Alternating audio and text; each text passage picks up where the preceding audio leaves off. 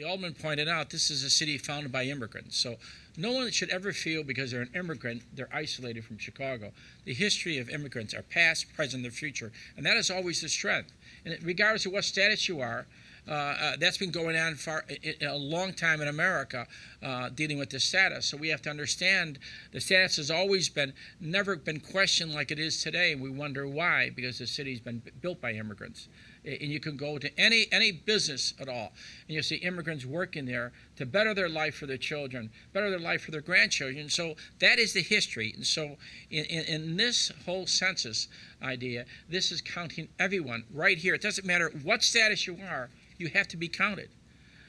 Because this is a great country, and we want to make sure that whether social services, whether education, anything, that we count people. And we provide the services for them. I want to thank Stanley Moore at U.S. Census Bureau here, who's done a tremendous job over many, many years as director, working with community groups, outreach groups, elected officials, it doesn't matter who they are, about the census. And I really want to thank him. I want to thank Otis Wilson, who is a liaison with the community, great sports figure, but also a great role model. There's a lot of mentoring programs with our students here in our Chicago public school system. Otis Wilson from the Chicago Bears, 85. We know more about the 85 Bears than all the Bears combined. So he can walk down the street and everybody knows Otis Wilson. I don't know, and like anything else, critical services. When you think about your family, what are the critical services? It doesn't matter. You could be working but not working. It's the idea. Everybody pays their taxes. Doesn't matter what status you are, you're paying taxes in America. And so like anything else, what we have to show that all the services dealing with education, all these things that we want to better your children or grandchildren in the community deals with counting people here in the city. It doesn't matter who they are. It doesn't matter what ages. And so as the alderman pointed out, every child, everybody has to be counted here in the community. Very, very important because as the recession gets difficult, there are programs there. And so if we're not counted, we get shortchanged. Not me, the city, but you. You as a citizen, you as a non-citizen. It doesn't matter what status you are. You get shortchanged because you're working here in America. And we have to remember that. We have to always remember that we have to look past what we've done, and especially today, to keep all the people right here in America. I really believe that, who have made a difference over many, many years in our country. And especially in this difficult economy, everybody is looking to be helped some way. And I don't care who you are. In this difficult economy, you'll be looking for help. And that's what this is all about in counting the census. And if the data is not correct, Chicago will be shortchanged, not for 1 year, but for 10 years will be shortchanged.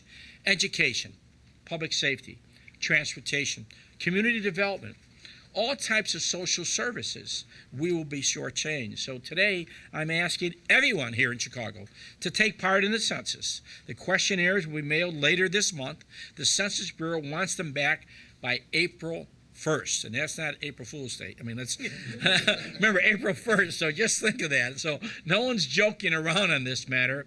It is extremely important. In preparation for that day and to help ensure the broadest participation possible, the city has been engaged in a number of outreach activities through our Complete Count Committee, which is made up of community, business, and civic leaders. The group has established subcommittees focusing on groups that have been undercounted in previous censuses, such as seniors, veterans, ex-offenders, immigrants, homeless, and students. Each subcommittee is co-chaired by community and civic leaders who are familiar with these groups and know best how to reach all of them. Few cities are undertaking such a targeted campaign to reach some of these populations. For example, some of the initiatives include our faith-based subcommittee is hosting Census Sunday on March 7th. The student subcommittee will be informing kids about the process as part of the census schools, March 15th through the 19th. Disabilities and Subcommittee is working with PACE to distribute 18,000 census flyers on the bus system. The Veterans Committee Subcommittee is reaching out to all federal, state, county, city veterans facilities. For the first time, we have an ex-offender subcommittee, which is working with 25 community leaders and organizations to involve that population in the census. And today, you hear from some of the key initiatives taken with the Latino community here. I'm especially pleased to be joined by leaders of national, regional, local, block clubs, community organizations, each of which will discuss their census activities in just a moment. The Latino community is one of the largest segments of our population, but also is a group that is usually undercounted in the census.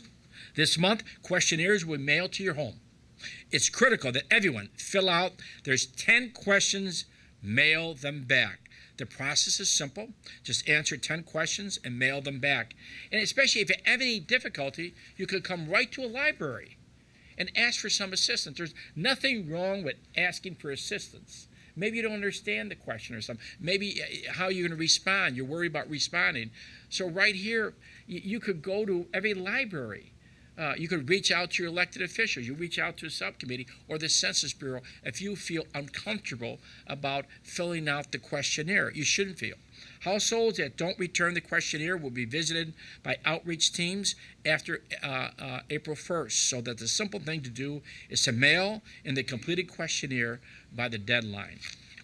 We've been working with the Census Bureau to identify sites throughout the city that will serve as questionnaire assistance centers, be counted centers, where residents will be able to get more information and assistance with completing their questionnaire. Because sometimes you look at a question, well, what should I fill out? How should I fill it out? It happens to many people, so don't be embarrassed about filling this out. And if you have, and especially as we set up these centers, people will assist with you.